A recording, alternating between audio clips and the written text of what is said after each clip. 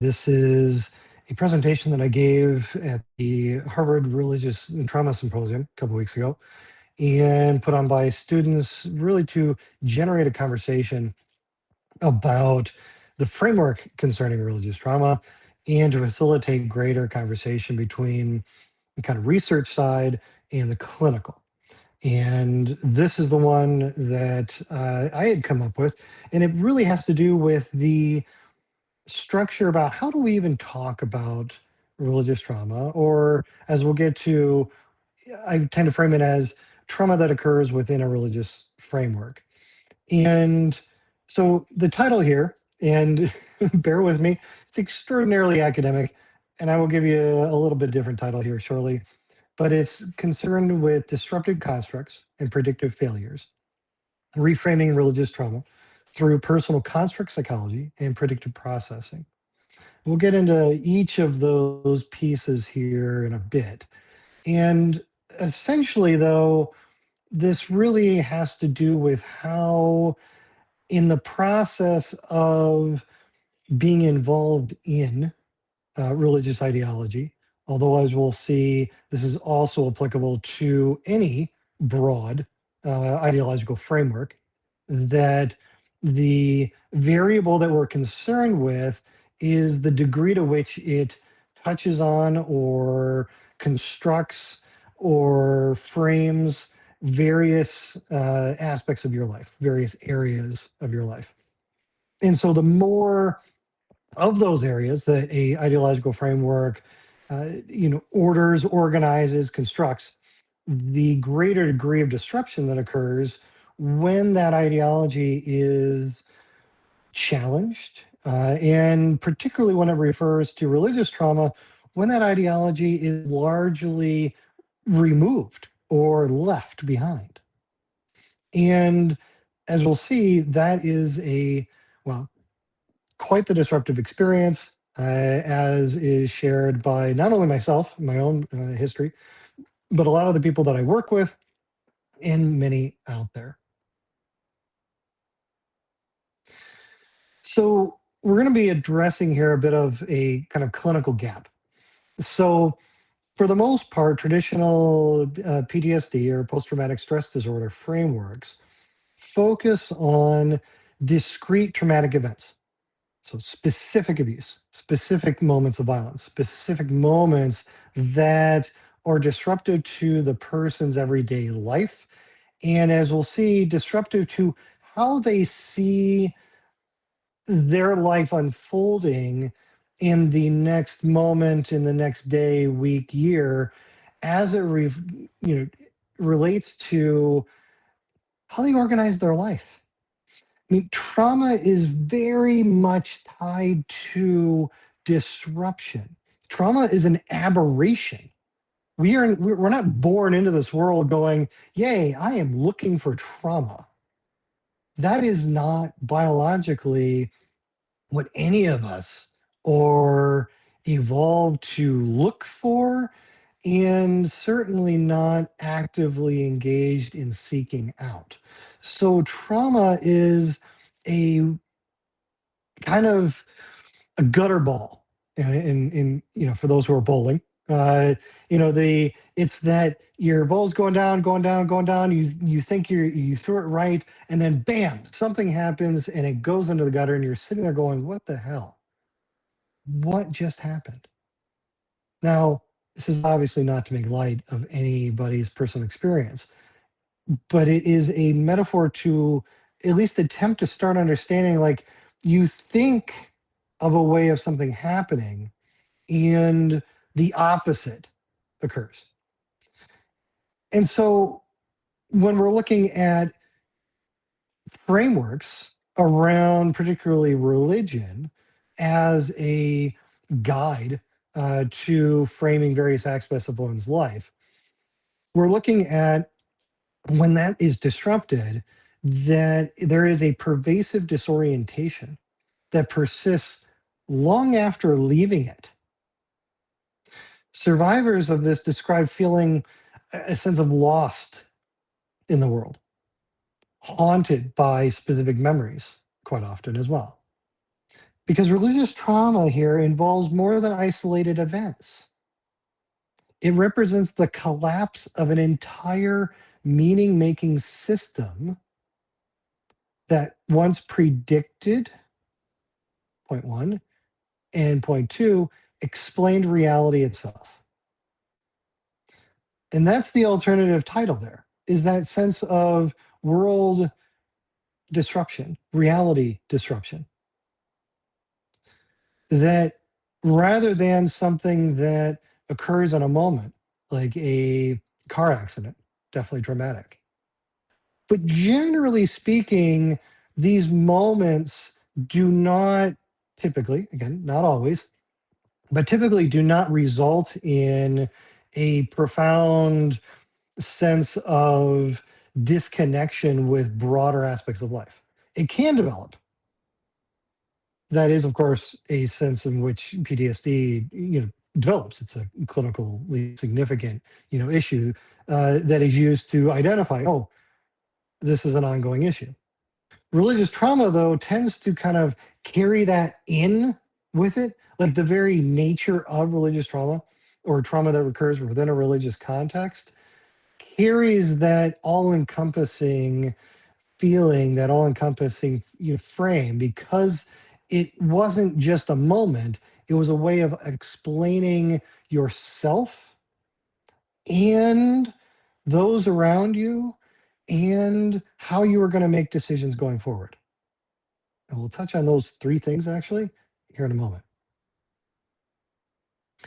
So effectively here, what I'm going to be talking about is religious trauma represents a structural failure of prediction and navigation systems.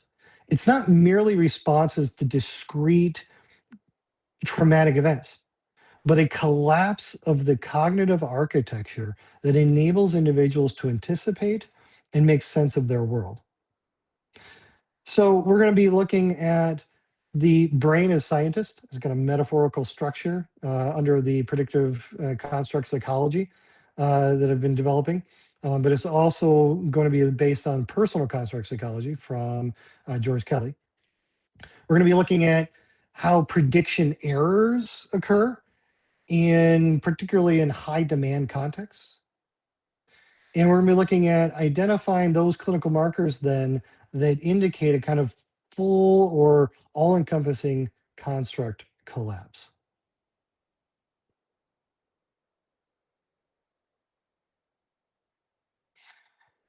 So fundamentally here, we want to start looking at the brain is not just this thing residing within your skull.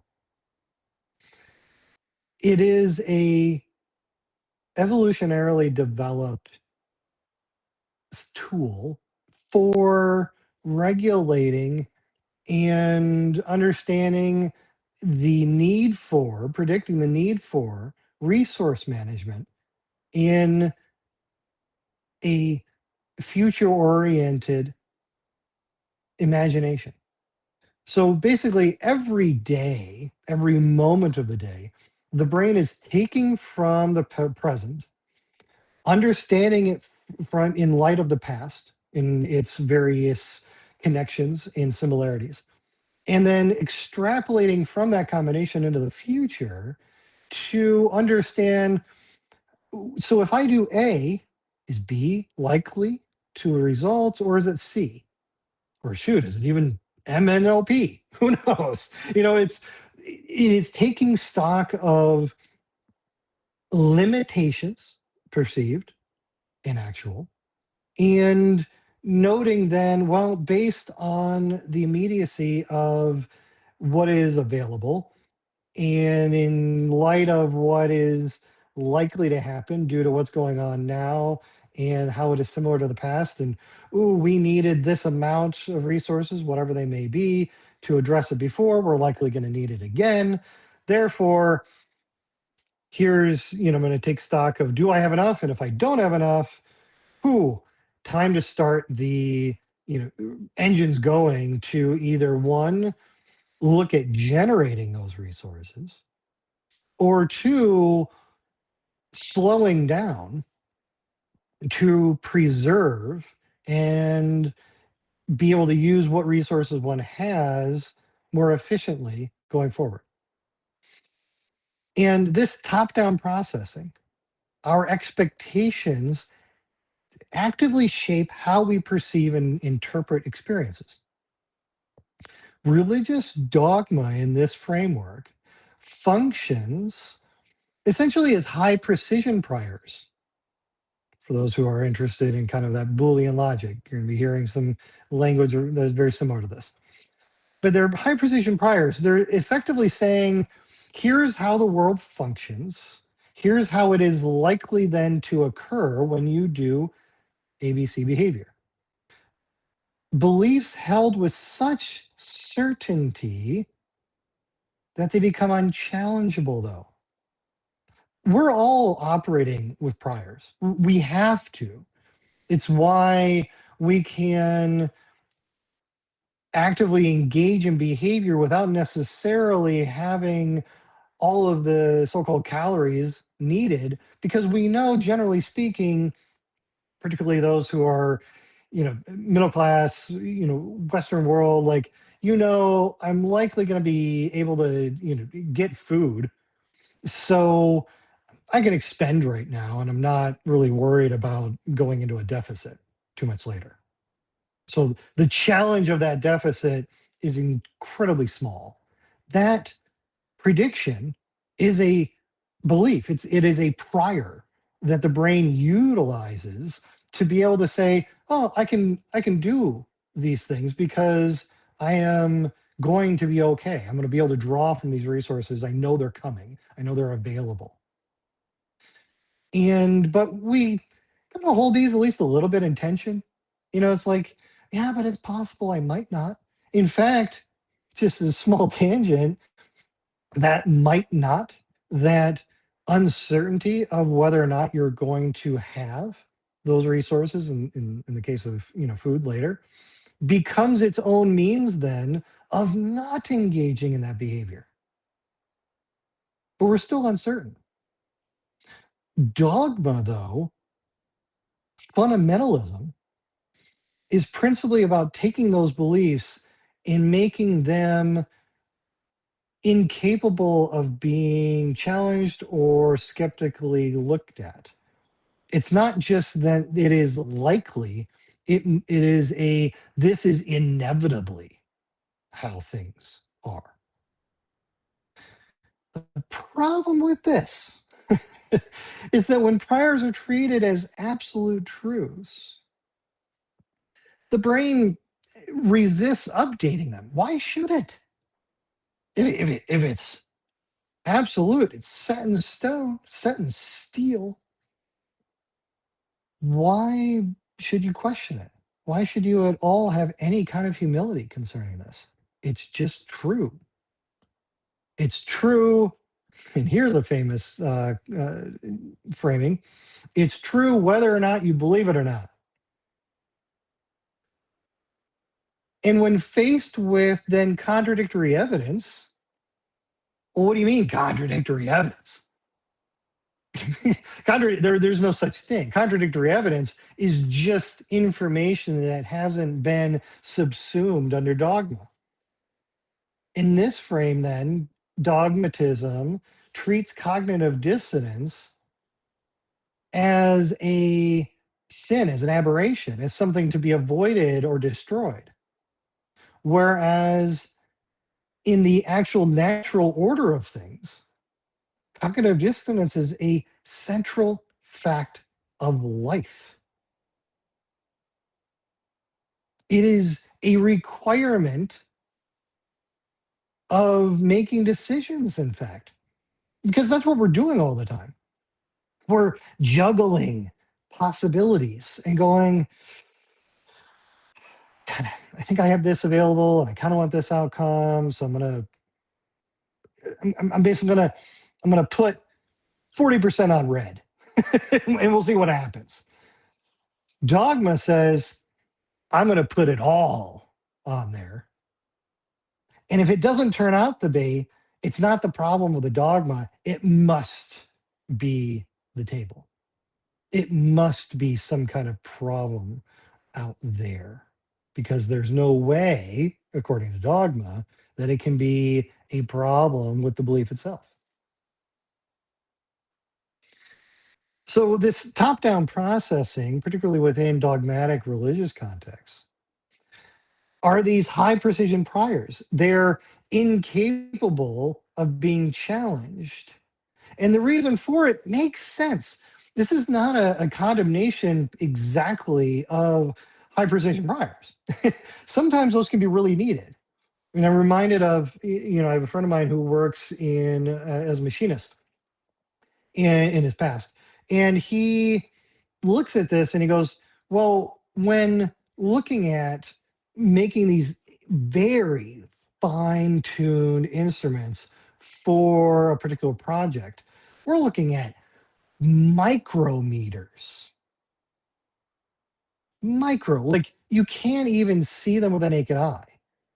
We're using lasers here because if you are off by a fraction of a fraction of a fraction, depending on the system that's being created, people could die or be seriously injured.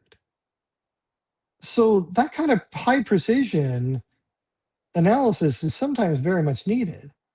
And in some ways, we kind of want that level of certainty at certain times because, well, in the face of uncertainty, we don't really feel good.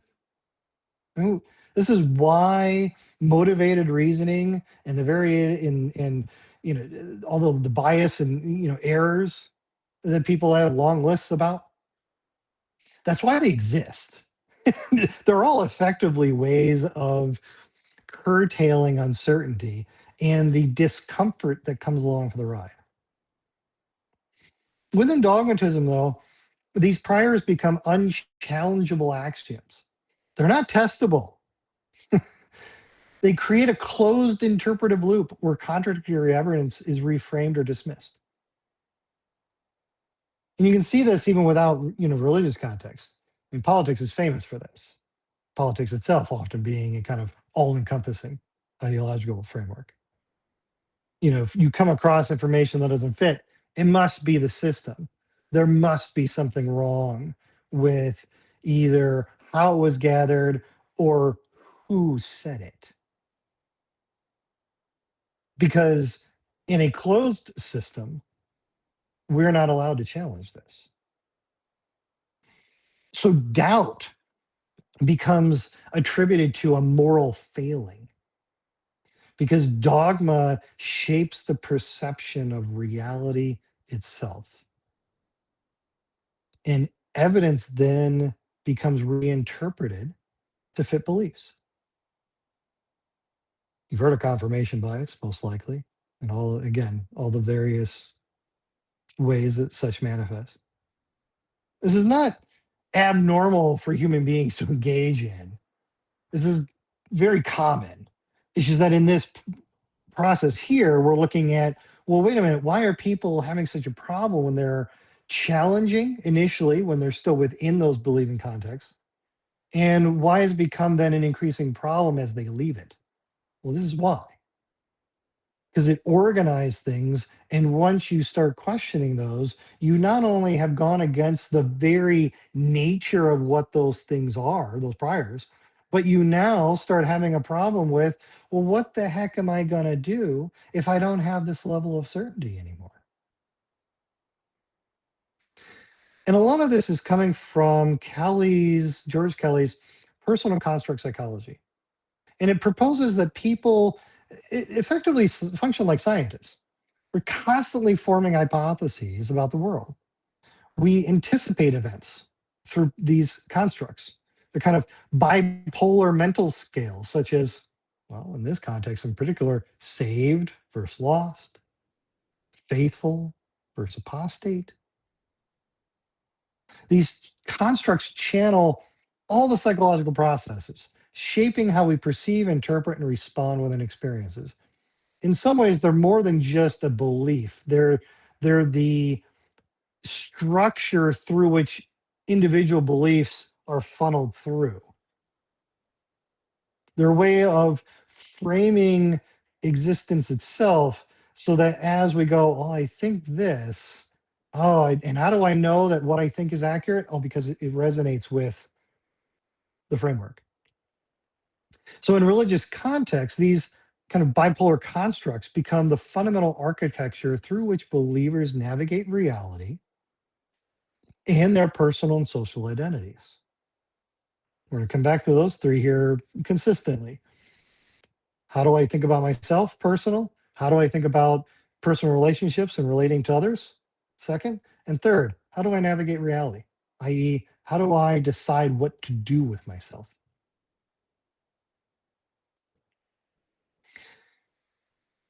So these constructs, as I'm stating, is they're not private phenomena, though. They're shared.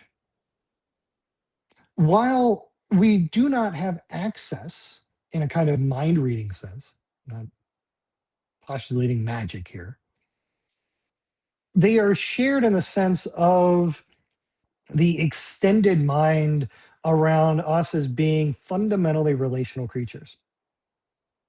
Nobody is sitting around having these constructs and the beliefs that stem from them and are judged by them alone. I mean, this is the phenomenal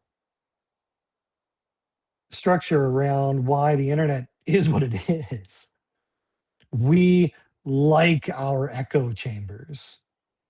We love them. That is why they are so easy to get involved in. Why? Because they allow us to keep these constructs without being challenged. And that feels good. This is not simply a religious issue, this is a human issue. This is how our brains function. Because these shared constructs create in group identity markers. Who's saved? Who belongs? Who can be trusted? If you see a stranger, what's going on here? Can we trust them? I don't really know where they're coming from. Are they here to steal from us? Are they here to take? Are they here to threaten in some other way? These systems, we're using these things to predict the navigation of these relationships, determining the boundaries of how we're going to treat one another and whether or not you belong. And again, this is inevitable. We do this all the time, in group, out group. This isn't something that we get rid of. It is something that we acknowledge and work at seeking out ways of doing so that are healthy and based on, I mean, admittedly here, different constructs than the ones from the religious background. But we never cease to have those frameworks. We just change them out. Hopefully, then with different outcomes. But that ends up being a debate. And so when individuals lose their religious constructs, when they start challenging them initially, they simultaneously lose their kind of a social GPS, the ability to predict who is safe, how to belong, and where they fit in the world. For those of you listening who've been working through this, I imagine you've probably felt that. Who am I anymore? Who do I trust? What do I do? How do I fit in? For those who have come out of particularly stronger, more cult-like religious frameworks, what do you mean birthdays? What do you mean holidays? What are these things? There are so many social mores and activities that suddenly have to be engaged with all as if they're brand new because they are brand new. And there's a reticence involved. There's an uncertainty. There is a fear involved. That is natural. That is inevitable because you weren't prepared for it. The constructs didn't allow you to be prepared for that. That GPS, it's a form of ethical compass. It connects what matters to you: honesty, integrity, truth, community, family, to the behavior that supports those things. That's the middle ground between values and behavior. This is what I work with people on. Our values are the labels, they create the meaning. They're the force behind our emotional judgments. Our stories, our narratives, our frameworks, our constructs. These are the structure through which then the values are going, oh, and this is what they mean in practice. So that when I do the behavior, it helps me see why then that my story is true and why I can affirm that I care about fill in the blank, whatever value it is. This is why then behavior is seen as a predictive piece. We can look at people's behavior and go, okay, you fit in my preconceived notion of what that behavior is supposed to be about, and likely is based on previous experience and my way of looking at the world. So, based on that judgment, mm, okay, you're safe. I can trust you, maybe a little bit, or I can trust you a lot. This is effectively what virtue signaling is, really often used as a pejorative, but really we're kind of doing this all the time with people. I mean, we're basically putting ourselves out there with various declarations of either how we dress, how we move, whether or not we know the activities we're supposed to engage in when we enter into a group or building. This is why rituals exist as a way of not only helping you belong to the people who know, but also to highlight those who don't belong yet. That's why they exist. And part of that behavior is also verbiage.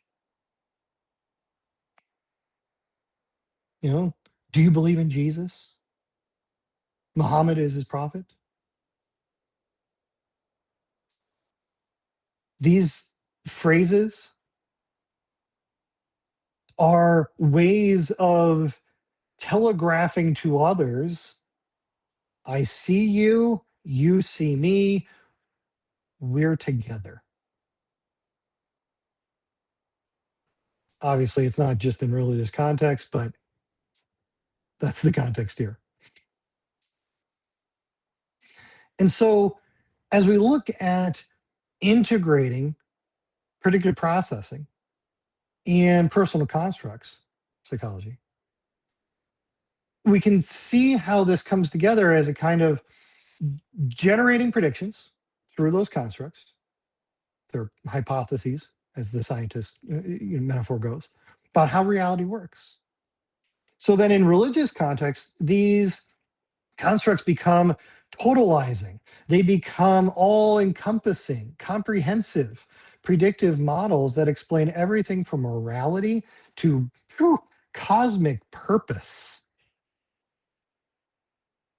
When contradictory experience reaches a threshold of disruption concerning these high precision priors, these dogmas, the result isn't gradual updating, but catastrophic collapse. It's basically a domino. Like as soon as you start, it's like ding, ding, ding, ding, ding, ding. The entire construct system fails simultaneously, leaving the individual seemingly without navigational tools for self, society or relationships, and meaning, i.e., what do I do next? How do I connect what I do with purpose as I step into my future in pursuit, hopefully, of, well, goals, ideas of what I should be?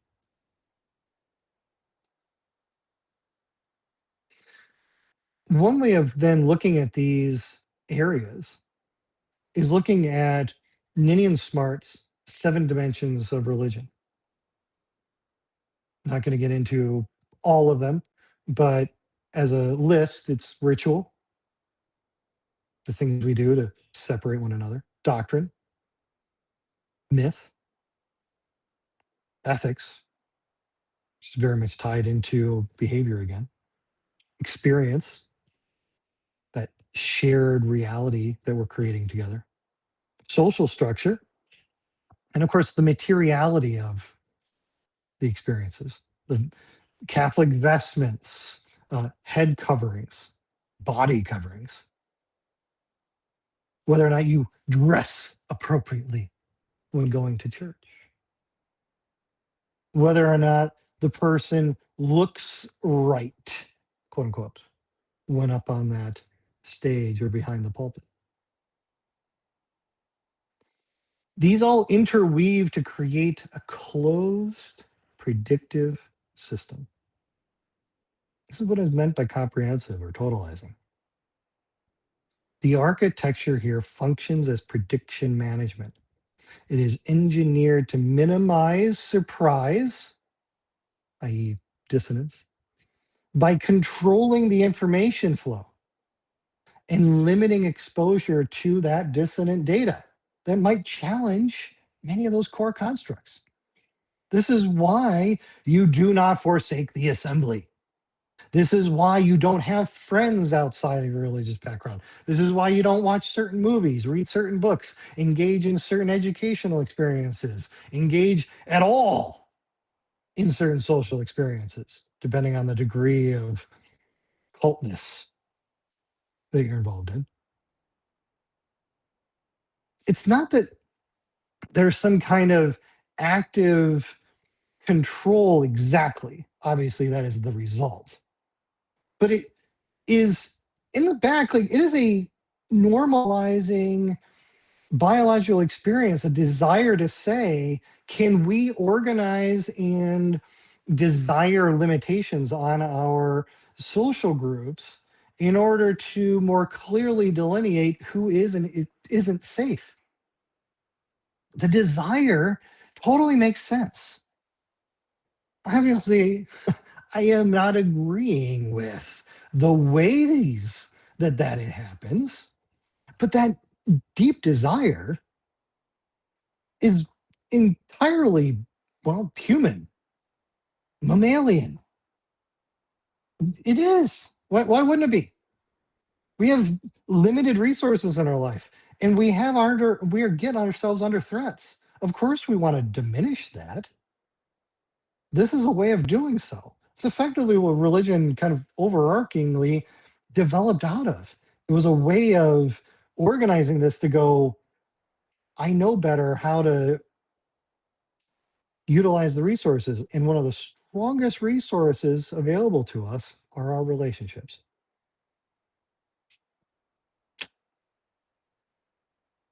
They pretty much are the means by which we organize everything else. It's how we relate to one another. No person's an island. And yes, these things end up being engineered for control. And these intertwine to give a comprehensive and totalizing means of organizing one's life. Because the doctrine reinforces ritual. Back to that values, narrative, behavior. The doctrine, narrative, story reinforces ritual, behavior in service of the things that matter: family, honesty, truth, community. So that you may limit the discomfort. I mean, think for just a moment here. Like, it's not just when a person leaves religion that this is an issue either. It's what happens in between the moment of belief statement and leaving is a whole journey of encountering to varying degrees dissonant data and wrestling with, has that dissonance reached a threshold to start the collapse? Is the domino just kind of teetering until all of a sudden, poof, falls over? Which is why we have rituals like forgiveness. It's why we have rituals like confession. It's why we have rituals like the hierarchy of social groups and going to one's elders in order to get right with the group, to then cleanse oneself of that dissonance.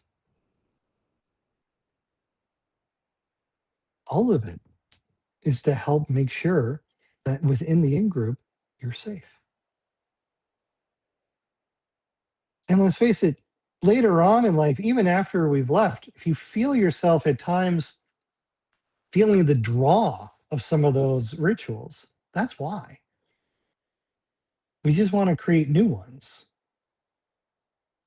I'm getting a little ahead of myself here. So, control here is basically prediction management. That's really control isn't some kind of Machiavellian, sociopathy. I mean, in individuals, okay, might very likely is, but at a just biological reality, this is just it's just prediction management. It's going, if I can make sure that the information that available to you fits in this box, then I can determine what's going to come next because the possibilities are limited. Now, admittedly, reality doesn't care. So these kind of control mechanisms effectively have to keep getting more and more and more comprehensive, which is a little bit of why, you know, every man's cult is another person's religion, and vice versa. I mean, they're kind of in a spectrum of the degree of control. So these religious systems actively manage these prediction errors through those systematic and control mechanisms, through those rituals, through the materiality, through the dogma. By limiting exposure to external experiences, they reduce opportunities for surprise, disconfirming evidence, and uncomfortableness. When predictions fail despite these controls, because again, reality doesn't care, authoritarian dogma shifts blame to, yes, you probably already called it, the believer. Because again, the dogma is not questionable. So if there is a concern about that dogma, it must therefore be an issue of character. It must therefore be an issue of the person. Their faith was insufficient. Their understanding was flawed. If you only understood the Bible better, if you only understood the original languages, if you only prayed more, the fault lies with you, clearly. And yes, that's sarcasm. This creates a closed loop where the system remains protected while the individual bears responsibility for any dissonance that has arisen. Doubt becomes personal failure. It's blame shifting, it's gaslighting. But all of this rigidity inevitably breeds an increase of fragility.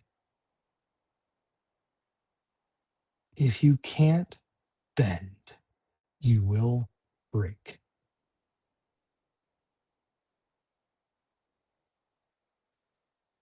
High demand religious systems engineer constructs, high precision priors, beliefs treated as absolute certainties rather than hypotheses.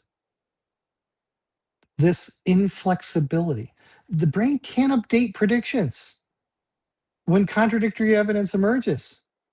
You're effectively going, no, no, no, no, no, blinders, blinders, blinders. I'm not allowed to see this. Except that you can't really, the brain doesn't stop.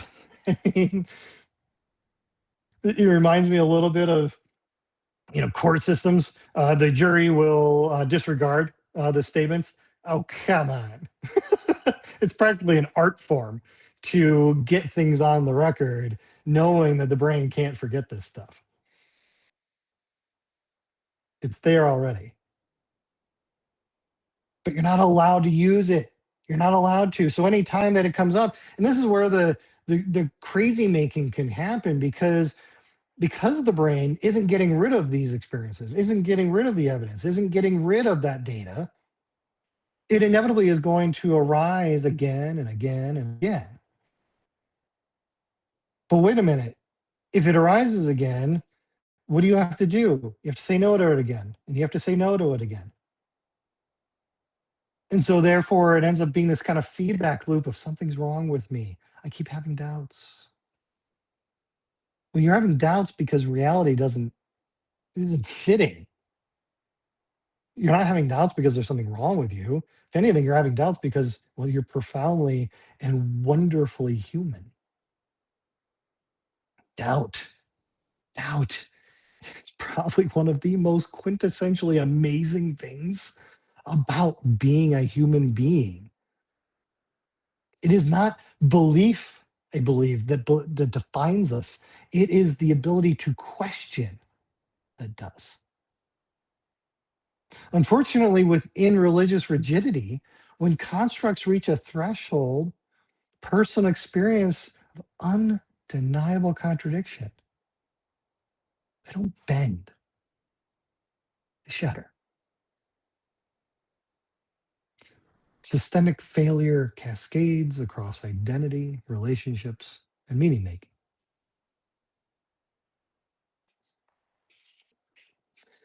The religious trauma represents a systemic rupture. This is not merely emotional distress, although it is that, but is the failure of an entire predictive architecture. When a totalizing worldview collapses, individuals lose their primary systems for navigating reality, relationships, and existence itself. This is trauma has failed prediction at multiple levels. The brain can no longer anticipate social safety. It doesn't know anymore as easily what is likely to happen, what to do about it. Moral certainty is lost to some degree or another. Existential meaning. How do I know what I'm supposed to do next? And when I do it, why do I care? The result is a profound instability across all domains of functioning. Again, to varying degrees. But as we've seen before, they do kind of interrelate, interweave. When the brain can no longer predict that social safety, moral standing, or existential meaning, it enters a state of cognitive crisis. That predictive system that once provided certainty about belonging, meaning making is behavior and purpose, suddenly generates massive, unresolvable prediction errors. Yeah, that's a kind of fancy cognitive way of saying, holy shit, but that's what's going on. And it's across every domain of experience. It's every time you look at the mirror and who am I? It's every time you look at family, who are they to me now? Every time you look at friends, every time you look at what you're going to do, what you're going to watch, what you're going to eat, what you're going to wear, how you're going to show up and present yourself in varying social contexts. All of that big fat question mark now. This creates that level of cognitive dissonance that is overwhelming. And it's overwhelming precisely because you were not allowed to experience it before. It's overwhelming, not again that there is something wrong with you, it's that the skill set isn't there on purpose. I mean, if you were able to navigate dissonance before, then this would be a little easier. But again, back to dogma doesn't allow it. And the brain here is searching for patterns. It's looking for how do I connect the present through the past? Well, oh, shoot, I can't do that anymore. And if I can't connect the present with the past, how am I supposed to look at the future? There is effectively, and we've been one, two, three of these for a little bit out here, is a triple disruption. So once these systems govern identity, relationships, and daily choices simultaneously, they all fail. Loss of self is a loss of soul construct. It's an identity issue. Who am I anymore? What am I? Social connections, in group, out group. Who do I trust anymore? Who's okay with me? It's relational chaos to one degree or another. Behavior, that loss of divine will, that loss of knowing that what you do has purpose because deity says so. Now what? Paralysis. What am I supposed to do now? And it manifests then in various issues of mental health, clinically, personally,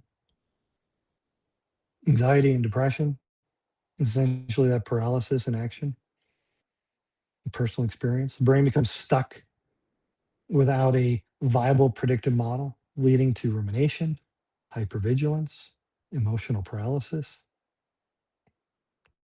The deficit and dissonance, because religious constructs never required believers to update, now it's even minor setbacks, minor uncertainties can trigger a disproportionate level of distress.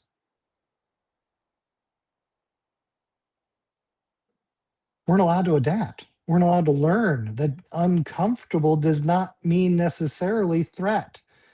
It just means being uncomfortable. And the threat is not always a 10. Sometimes it can be a 1. This is a little similar to the, back in the day, it used to be referred to as snowplow parenting. You're moving away all of the potential disruptions so that your child never feels threatened or uncomfortable. It's effectively what dogmatism does. And what ends up happening? Well, the kid goes off into the quote unquote real world and can't deal with rejection.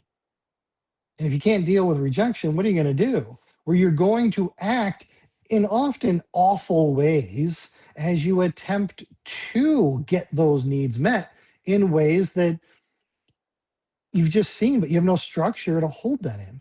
So, what are you going to do? You're going to be drawn from all sorts of sources, not always great ones. The depersonalization, that felt sense of who am I anymore, it's protective. The mind seeks to be okay. The emotions keep popping up, going, something is wrong. I'm concerned.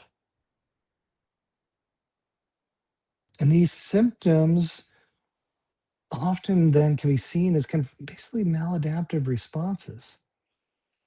They are means to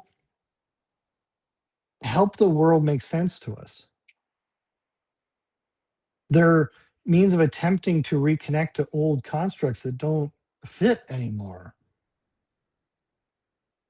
That's why often you might go into eh, various weans of drug use. Why? Well, because the euphoria and other, frankly, good feelings that often come up out of being high is the closest you're now going to get to that euphoria and that transcendence of being close to deity. Not healthy, but without that structure, we're gonna get our needs met. Understand this is very similar to that kind of attachment styles and attachment, just generally speaking. We are going to get our needs met one way or another. The brain doesn't care if it's healthy or not. It's just going to get its needs met. And even if it's unhealthy, it's only unhealthy from a certain perspective. The most unhealthy of things, if it's consistent, is actually weirdly a form of health in the sense that at least it's predictive, at least it's knowable, at least it's, I know I'm going to be having this awful experience, but man, there's a comfort in knowing it's going to suck.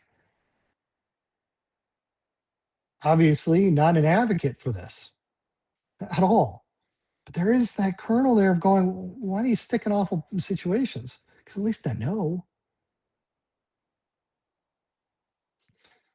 So when these things collapse, The predictive architecture is shattered. The pathological experiences that occur, they're desperate attempts to establish new predictions, new ways of understanding the present in light of the past in order to step into the future. But these adaptations, they're kind of awry. And they are exactly where, here's the silver lining, where we can start targeting how to intervene in better ways. And so anxiety, depression are not characterological failures.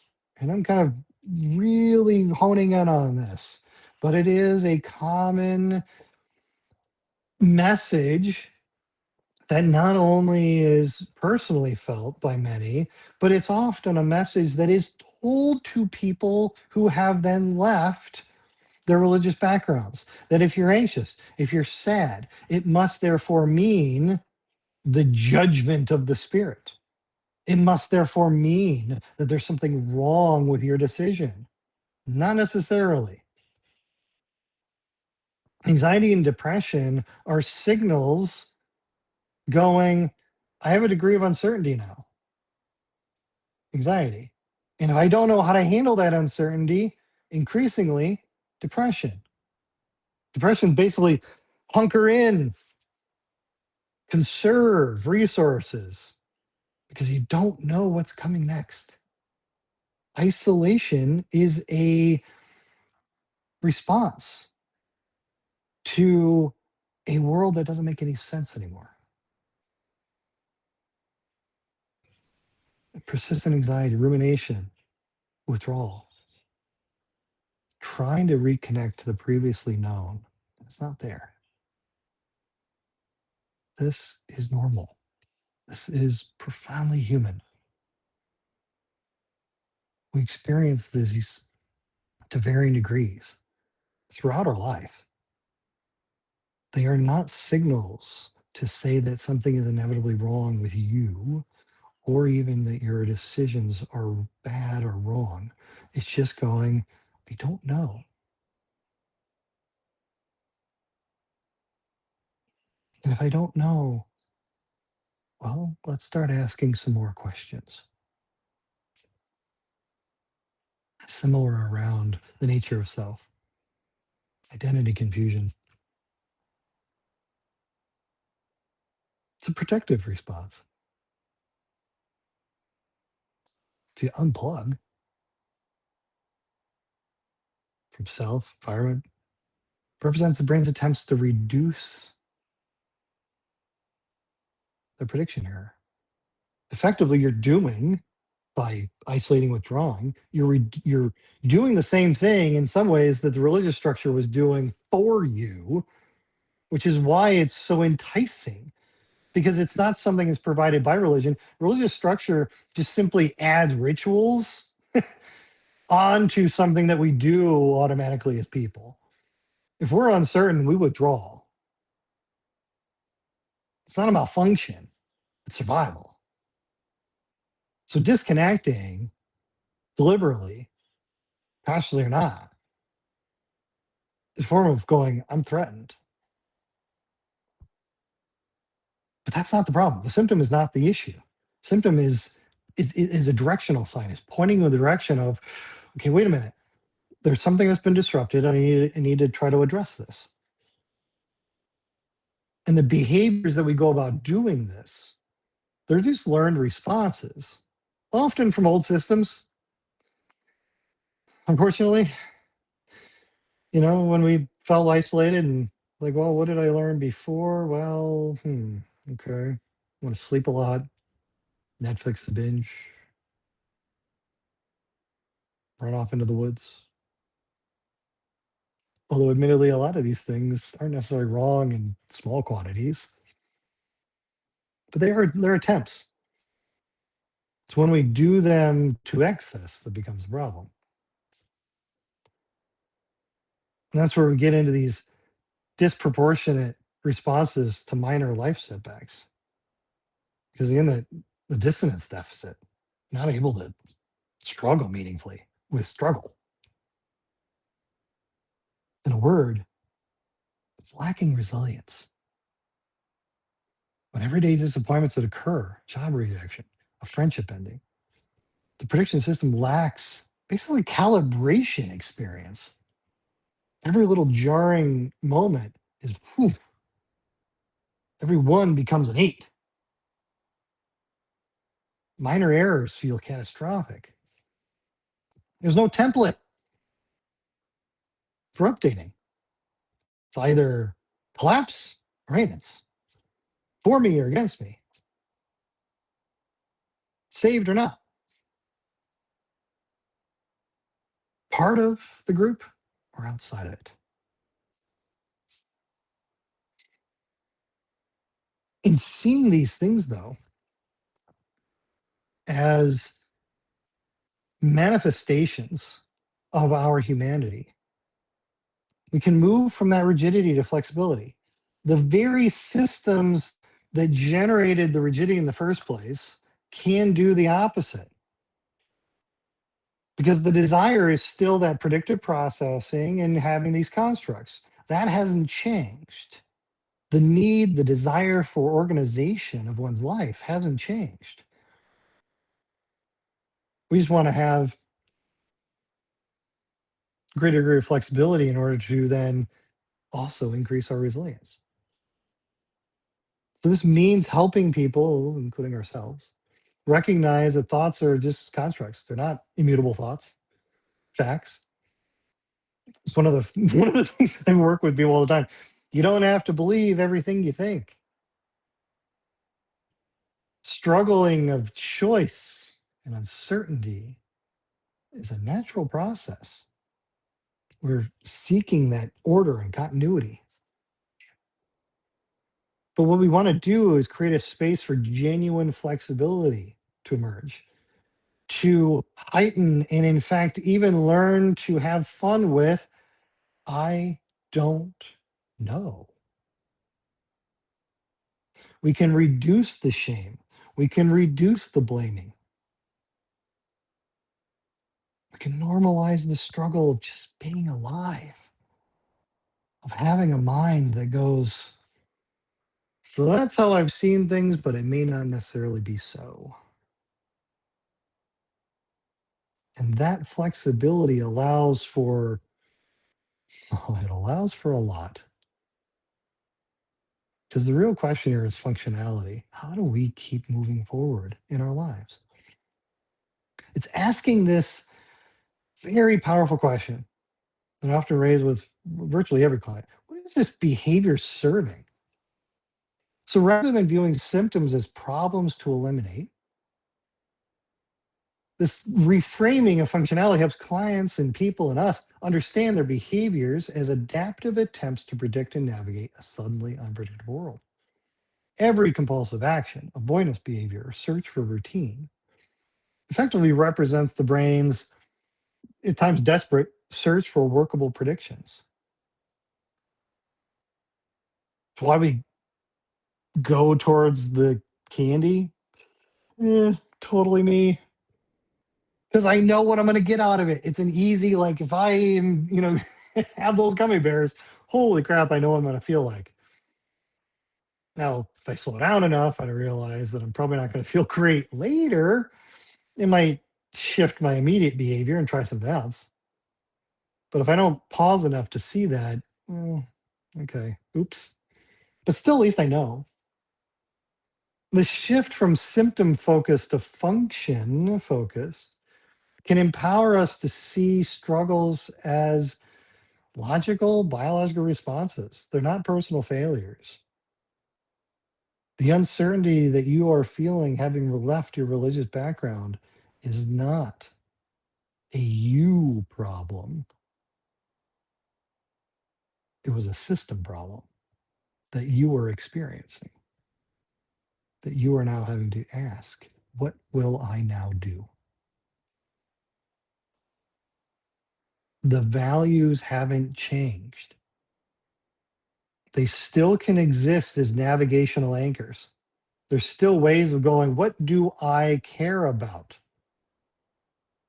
And how do I then define them now? And what do I do to serve them? And this allows the brain to generate new predictions adaptively. It helps rebuilding identity. Oh, who am I? Well, I'm somebody actually who still cares about honesty. I don't need, like, I left religion doesn't mean that all of a sudden I don't care about these things. That's a religious canard. It's a lie that we were told for way too long. That without religion, you have no morality. Sure you do. It's the same morality you had before. It just shows up a little differently. You haven't ceased to care about family, although family might look a little differently now. You haven't stopped caring about honesty and integrity and ethics and how you treat one another. Although obviously the behaviors that show up in service of those things are likely going to go through some kind of change. But that's the process we're in. Values replace what must I do with what matters to me. Who's this person that I want to be to step into this future? So rather than external compliance, it's an internal guidance. It goes from the inside out, going, okay, how do I want to show up? How do I want to relate? Constantly reappraising. What are we going to do? We can also start engaging in those small scale experiments then, because we're, again, rebuilding that confidence. Like, okay, if I do this, then yes, this happens again. If I do it again, this happens, and I do it again and again and again. Okay, I now feel safer. We encourage ourselves to test new constructs in controlled environments. Again, to the degree to which is, you want to get that edge of discomfort without stepping off into catastrophe. We don't want to avoid discomfort entirely. That's not going to help either. All that avoiding discomfort entirely just doesn't allow for any flexibility either. It's effectively the same thing we were doing before. It's just now in a different and far more isolated environment. But every successful prediction builds those neural pathways for meaning making. It replaces that rigidity with adaptive confidence. Here's the timeline then. Awareness. Thoughts are just constructs. They're not absolute truths. We normalize the struggle of seeking those coherent models. 2, functional reappraisal. What are our behaviors serving? We replace rigid commandments with flexible internal values. 3, small scale experimentation. We test these things out. We are scientists. We test, we figure stuff out. We kind of go, okay, I did this time. What about this? And then we look for feedback. We're building that predictive confidence incrementally. And this leads right into then that recovery and integration. We develop flexible, workable prediction systems. We rebuild our identities with adaptive constructs that allow for uncertainty and growth. So that when reality reminds us that we are small in comparison to it, we're not immediately bowled over. We can weave together. So, for instance, and this is obviously a composite, this isn't anybody in particular that I've worked with, but severe anxiety, decision paralysis, in particular, fear of judgment relating to hell. This client was built on basically God's will as the sole decision framework. It collapsed. So the intervention that we worked on really focused on that again, psychological awareness. It's just a thought, it's not a fact. Practicing absurdity. I've had so much fun with people in contemplating hell, which sounds very bizarre. Like, how can you have fun with hell? Oh, you can have fun. Do the fires have to be fire? I mean, one of my favorite ways of changing this up is fires is cotton candy. fires as um, nice little briquettes that we can start roasting marshmallows off on. Have a little fun with it. Because they're just thoughts. These aren't truths. They're just popping up. We don't have to take our minds as seriously as we often do. Contrary to Jesus, if you think about adultery, you are not in fact doing it. Your thoughts are not automatically real in the world. They're just there. And so by seeing this awareness, we work through this, kind of how we look at the views, practicing the absurdity, looking at that functional reappraisal, identifying the values that hadn't been left behind. And we started doing those small scale experiments. Like, oh, we're going to, watch this show. We're going to say hi to this person. We're going to go to that community. We're going to wear this outfit. Might wear it only at home for a bit and then eventually out in society, but one thing at a time. And really, after a few months, reduced anxiety, notice not absent, reduced, definite sense of agency, and it started to rebuild their social connections. It was a start. Nice thing is, the dominoes don't just function as a collapse, they also function as a way of building on one another. As we learn to build, we're scaffolding up and making things easier as we go. Not easy, just easier.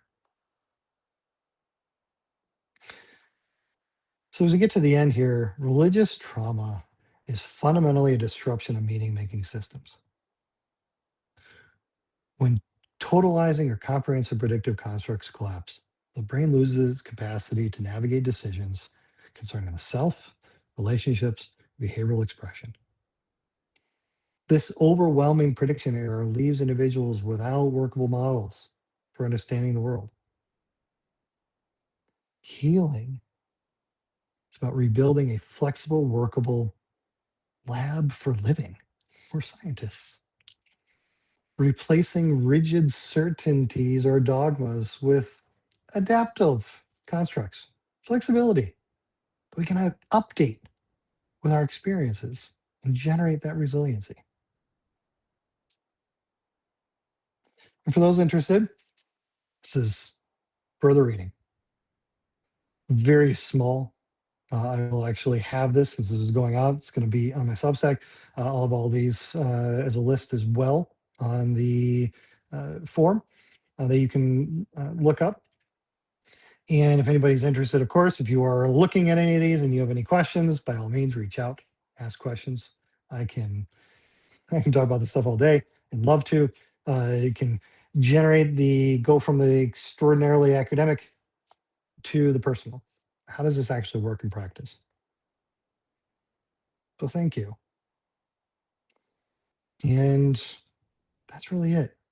Ask questions. Remember who we are as people, who we are as human beings is fundamentally not about what we believe. Who we are as people is about our ability to question. It's about our ability to doubt. Doubt is freedom. Doubt is how we determine how we step into an ever changing world. Thank you.